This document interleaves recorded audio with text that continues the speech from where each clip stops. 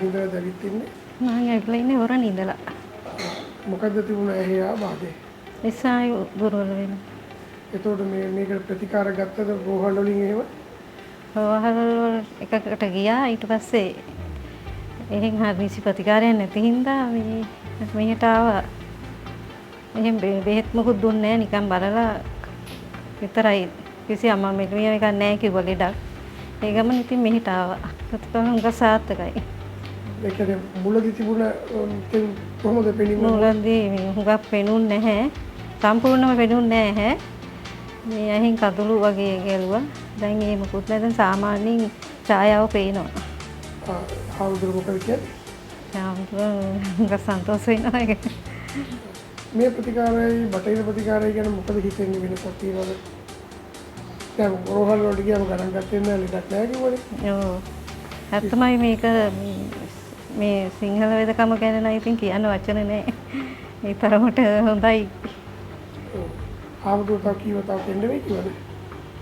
ටික හුඟක් දුරට හොඳයි කියලා එහෙම දිනයක් නිත්‍ය වශයෙන්ම කිව්වේ නැහැ. තව ටිකක් ප්‍රතිකාර කරන්න වෙයි කිව්වා. මම දන්න හැමෝටම කියන්නේ අහන කෙනාට කියන්නේ මෙහෙට ඇවිල්ලා මෙහෙම ප්‍රතිකාර ලබා ගන්න කියලා. ඔතන මේ කොහෙද ඇවිත් ඉන්නේ? මම දොම්පේ උඩ මාපිටිගම ඉඳලා. මොකද්ද එහි ආබාධය? මගේ ස්නායු දුර්වලකම තමයි තිබුණේ. ඒක රෝහල් වලට ගියේ නෑ? ගියා මට පොඩි කාලේ ඉස්කෝලේ යන කාලේ බෝඩ් එක පේන්නෙත් නැහැ. ඉතින් මේ ඉස්පිරිතාලේ ගියාම කණ්ණාඩි පාවිච්චි කරන්න තමයි දුන්නේ. ටිකෙන් ටික ඇහැ දුර්වල වුණා ඉතින්. පේන්නෙම නැතුව ගියාද කොහොමද? ඔව් මට මේ මිදුණු වෙන කෙනෙක් අඳුර ගන්නත් බැරි තත්ත්වෙට තමයි තිබ්බේ. මම ආණ්ඩුවේ රැකියාවකුත් කරා. ඉතින් අර කන්ටැක්ට් ලෙන්සස් තියෙනවනේ ඒව දානවා. උදේට මේ දාලා හවසට ගලවන එක කරා. ඊට පස්සේ ඉතින් මේ හාමුදුරුවෝ ළඟට ආවා මේ හාමුදුරුවෝ හොඳයි කියන නිසා. ඊට පස්සේ දැන් හාමුදුරුවන්ගෙන් බේත් කරා දැන් අවුරුදු 2ක් විතර. දැන් ඉතින් හොඳයි. රෝහල් වලින් මොකද කියන්නේ? සනීප කරන්න බෑ කියලා තිබුණේ.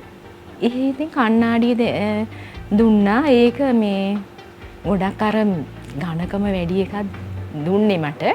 ඒකට ස්නායු මේ මැරෙනවා කියලා හාමුදුරුවෝ කිව්වා. මේ ඉස්පිරිතාලෙන් දොස්තරලා මුකුත් කියන්නේ නැහැ.